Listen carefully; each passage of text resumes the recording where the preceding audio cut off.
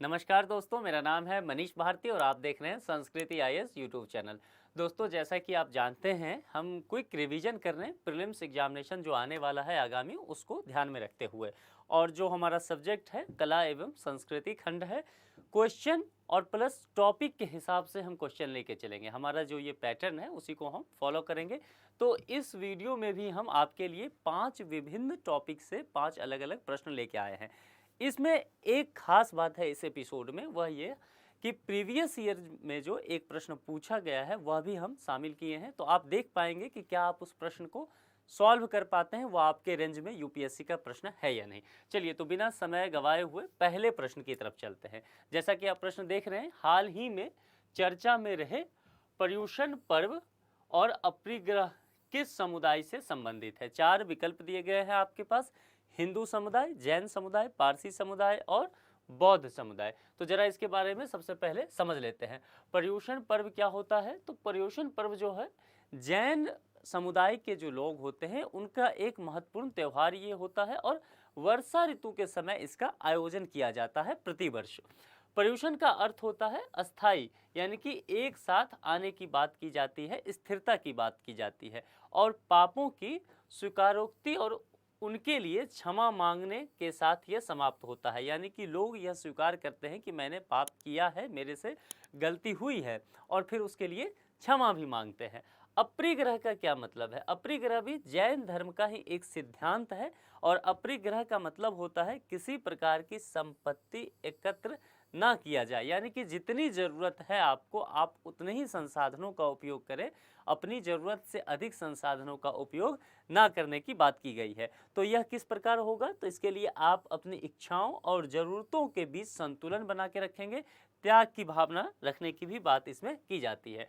तो यह रहा इसका टॉपिक। अब चलिए प्रश्न की तरफ चलते हैं। जैसा कि आप यहाँ देखें हैं, पर्युषण पर्व और अपरिग्रह की बात की जा रही है, तो सही जवाब इसका होगा जैन समुदाय, यानी कि ऑप्शन बी, जो विकल्प बी है वह सही है। चलिए अब चलते हैं प्रश्न नंबर 2 पे।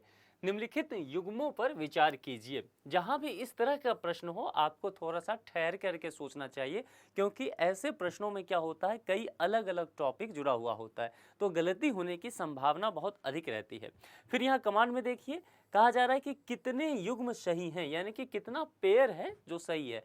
पेयर क्या कहता है? अशोक के प्रमुख शिलालेख दिए गए हैं और उसका स्थान दिया गया है कि यह शिलालेख किन किन स्थानों पर पाया गया है। ठीक है, कितने युग्म सही होंगे इसकी बात की गई है, आएंगे हम उस पर।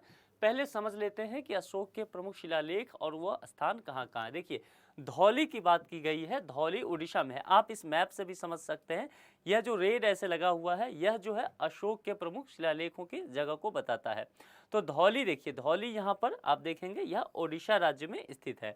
फिर आपको पड़ता है एरागुडू। एरागुडू जो है वह आपको आंध्र प्रदेश में, अभी का जो आंध्र प्रदेश है वहाँ स्थित है। फिर पड़ता है जोगड़ा।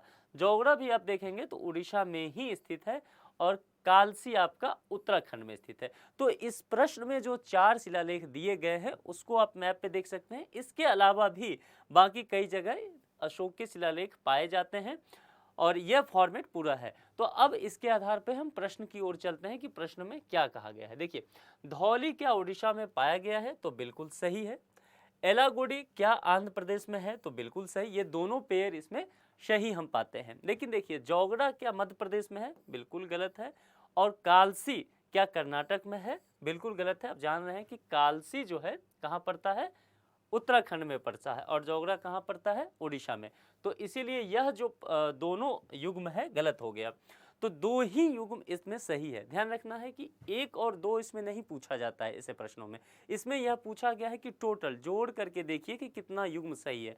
तो 1 और 2, तो 2 युग्म इसमें सही है। तो देखिए यहाँ पर बी ऑप्शन देखेंगे तो इसमें लिखा गया है कि 2 युग्म सही है। तो इस तरह से हमने 2 प्रश्न को देख लिया और 2 टॉपिक को भी हमने कवर कर लिया।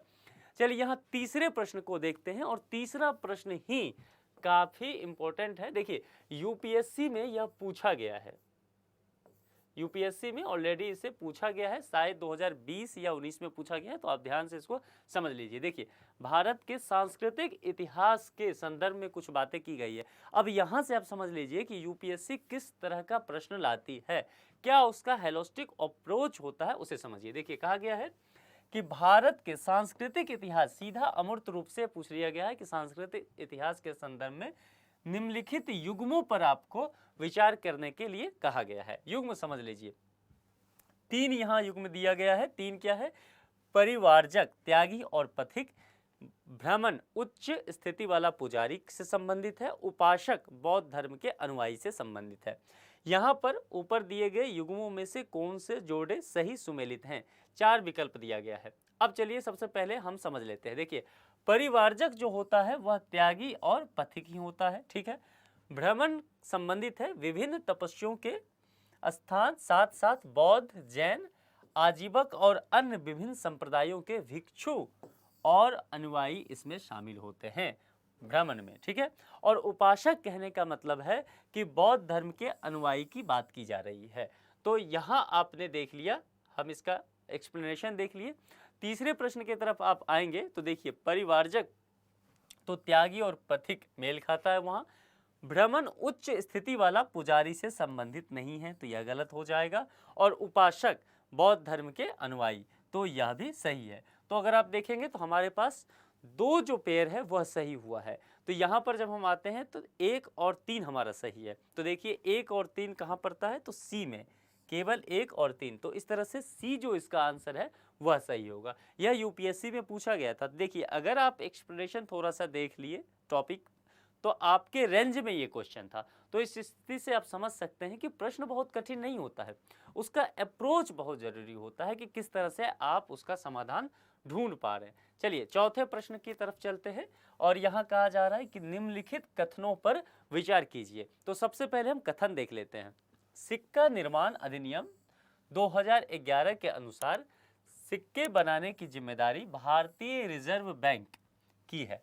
पहला ये स्टेटमेंट है। दूसरा है, आरबीआई अधिनियम के अनुसार केवल रिजर्व बैंक की सहायता से सिक्कों को चलन में रखा जाता है। मैंने एक वीडियो में पहले भी बताया था कि जहां केवल जैसे शब्द आ जाए वहां पर जरा सा स्थिर होकर के सोचिए, ठीक है। यह 2 स्टेटमेंट है। अब देखिए, यह आर्ट एंड कल्चर का जो है प्रश्न है, लेकिन अगर आप देखेंगे तो आप इकोनॉमी से भी इसे सॉल्व कर सकते हैं। दरअसल ये अर्थव्यवस्था से संबंधित है, ठीक है। तो यहाँ पर कौन सा कथन सही है, इस कमांड को देखना है। हम यहाँ आएंगे, उससे पहले हम चलते हैं कि देखिए इसका जो डिटेल्स है उसे देखिए।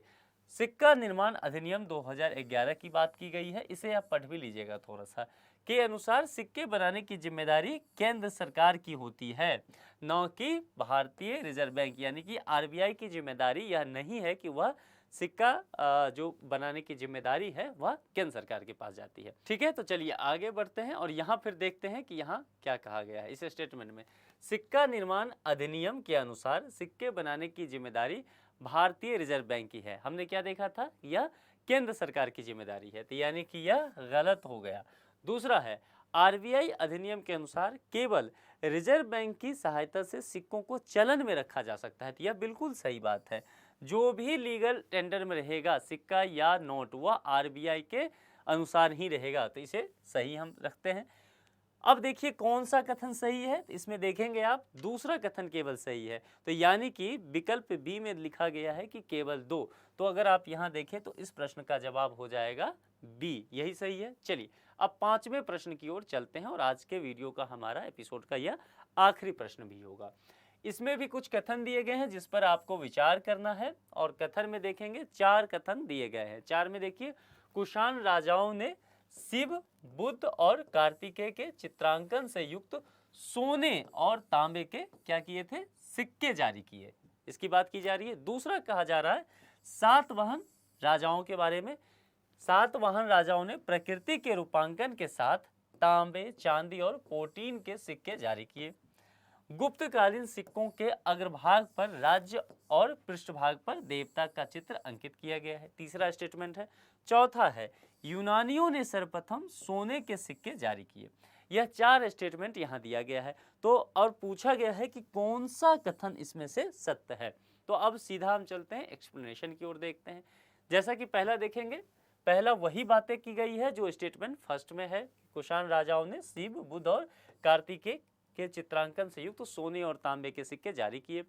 दूसरा जो है सातवाहन राजाओं से संबंधित है, जो कथन में कहा गया है बिल्कुल वही बात है। कुछ और बातें इसमें जोड़ी गई है कि इसमें हाथियों शेरों, बैलों और घोड़ों को अक्सर प्रकृति के साथ दर्शाया गया है। तीसरा जो है, फिर तीसरा भी स्टेटमेंट वहाँ जो बताया गया है वही है कि आप पृष्ठभाग पे यहाँ पर देवताओं का चित्र होता है और अग्रभाग पर राज्य का होता है, जो वहाँ पर गुप्तकालीन सिक्का होते हैं उसकी बात की गई है। यहाँ देखिए मुद्रा लेख ब्राह्मी लिपि में मिलते हैं, गुप्तकालीन की बात की गई है। यूनानियों ने सर्वप्रथम सोने के सिक्के जारी किए, बिल्कुल सही बातें हैं। तो यदि आप यहाँ फिर पहुँचते हैं तो देखिए आपको ये सारे 4 के 4 स्टेटमेंट सही नज़र आता है। पहला भी, दूसरा भी, तीसरा स्टेटमेंट भी सही है और चौथा स्टेटमेंट भी सही है। तो देखिए सत्य कथन कौन सा हो जाएगा, उपरोक्त सभी, यानी कि 1 2 3 4। तो इसका आंसर क्या हो जाएगा दोस्तों, डी हो जाएगा। तो इस तरह से देखेंगे तो यदि आप सही अप्रोच लगाएं, सही से क्वेश्चन को समझें, उसके टॉपिक को समझें, कीवर्ड को समझें और फिर प्रश्न का समाधान करें, तो फिर कुछ भी मुश्किल नहीं है। तो इस वीडियो में 5 टॉपिक हम रखते हैं, पांचों टॉपिक को आपने डिटेल से समझा होगा, इस पे 5 प्रश्न भी हम कर लिए। फिर अगले वीडियो में, अगले एपिसोड में 5 प्रश्न 5 टॉपिक के साथ हम हाजिर होंगे। इस वीडियो में इतना ही, अपना ध्यान रखिए। Thank you.